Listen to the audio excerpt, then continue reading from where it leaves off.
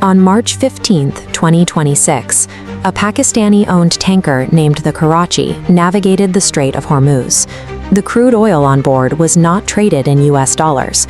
Every barrel was denominated in Chinese yuan.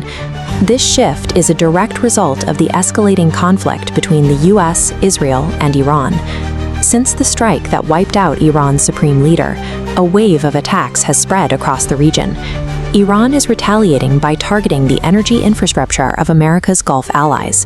Missile strikes have already forced the world's largest oil and gas refineries to shut down, effectively choking off the Strait of Hormuz.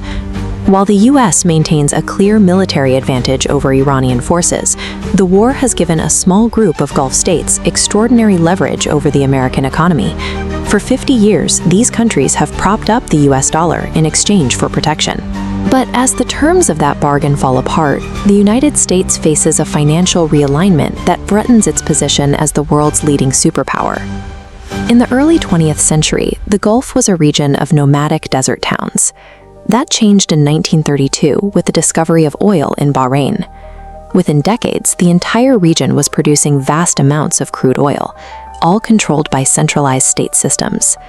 This wealth transformed modest ports like Dubai into metropolises of glass and steel.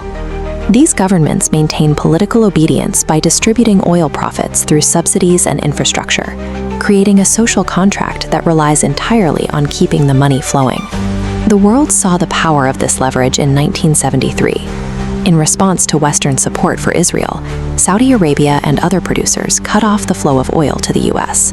Prices tripled in months, kicking off a decade of high inflation across the West. To prevent another crisis, the Nixon administration struck a deal with Saudi Arabia in 1975. The Gulf states agreed to sell their oil exclusively in US dollars, and in return for this massive economic concession, the United States pledged to provide them with unconditional military protection. This created what is known as the petrodollar. Because every country needs oil, every country is forced to buy US dollars to pay for it. The dollar becomes the mandatory middleman for nearly every energy transaction on the planet. This creates an endless international demand for the dollar. Foreign governments take the cash they earn from oil and invest it straight back into US Treasury bonds. This lets the US print money, run massive trade deficits, and accumulate massive foreign debt without triggering hyperinflation. This system acts as a massive hidden subsidy for the American people. It is the load-bearing pillar that funds the largest military in human history, while allowing the US middle class to maintain exceptional living standards. This pattern of using trade to back a currency is a tool great powers have used for centuries. In the 1800s, Britain was the world's undisputed superpower, controlling a quarter of the globe's land. Global trade revolved around the British Empire. Because the world needed Indian cotton and Chinese tea, they needed the British pound to buy them. This allowed London to borrow enormous amounts of money at very low costs. But when the empire shrank and the world no longer needed the pound to facilitate trade, the system unraveled. The British economy lost its unique advantage, and the pound's status as the global reserve currency collapsed. Oil is America's version of tea and cotton.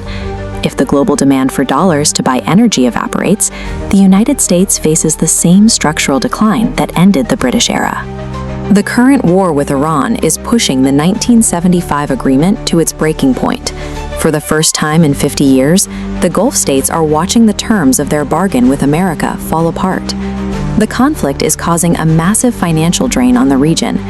Iranian missile strikes on oil and gas refineries are costing these nations roughly $1 billion every single day in lost revenue. At the same time, Washington is failing to provide the security it promised. During the recent bombing, Qatar requested a resupply for its Patriot interceptor missiles, but the United States refused to help restock them. This leaves the Gulf states in an impossible position. They are absorbing the costs of an unwanted war, while the security guarantee that justifies their loyalty to the dollar is actively failing them.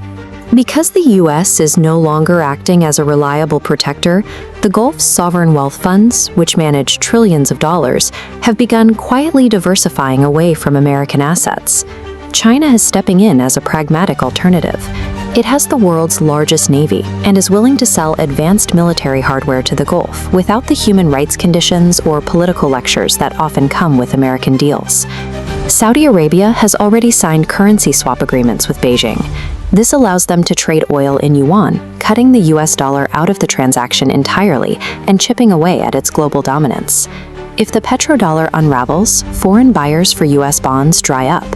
To attract investors, Washington must aggressively raise interest rates on its debt. A 2% rise creates a $700 billion gap, forcing dramatic tax hikes or deep military and social cuts. The outcome of the US-Iran war is being decided in bank ledgers as much as on the battlefield. Without its allies to anchor the dollar, the United States faces a structural economic crisis that military force alone cannot fix.